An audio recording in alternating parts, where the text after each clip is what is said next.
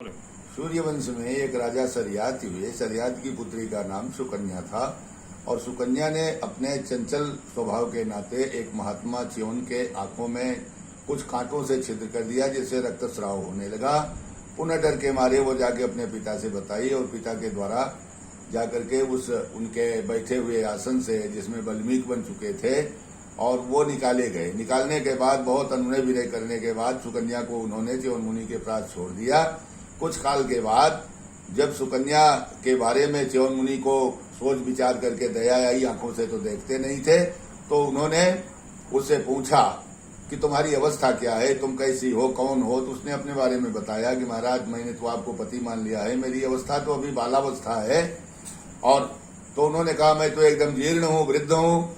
अच्छा, एक काम करो, तुम अश्विनी कुमारों की आराधना करो। अश्विनी कुमार देवताओं के वैद्य रहे। तो उसने अश्विनी कुमारों की आराधना किया। अश्विनी कुमार प्रकट हुए और सुकन्या ने उनसे अपने मनवांछित वरदान की कामना किया कि हमारे पतिदेव को हमारे अनुकूल बना दीजिए। सुकन्या परम सुंदरी थी, विश्व सुंदरी थी, और उसके इस निवेदन को मान करके अश्विनी कुमारों ने एक तालाब में स्नान करवाया और वो महात्मा जिनका नाम च्यवन था, वो सुकन्या के अनुरूप तैयार हो गए, निकले उसमें से। अंत में अश्विनी कुमारों ने परीक्षा भी लिया, लेकिन सुकन्या ने उनसे हाथ जोड़ करके अपने पति और अपने पतिव्रत धर्म को सुरक्षित रखने के लिए उन लोगों से निवेदन किया। तो वो दोनों अपने स्वरूप को छिपा लिए और च्यवन और सुकन्या एक साथ रहने लगे। इसके बाद इंद्र को जब मालूम हुआ तो उन्होंने अश्विनी कुमारों का वध करने के लिए अपना वज्रास्त्र उठा लिया।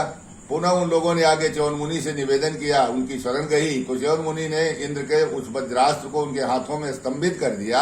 पश्चात फिर इंद्र ने क्षमा मांगी और वहां से च्यवन मुनि ने अपने नाम पर इस अवलेह को उन्होंने च्यवनप्राश के नाम से विख्यात किया और तब से यह च्यवनप्राश जीवनदाता के रूप में सिद्ध हुआ।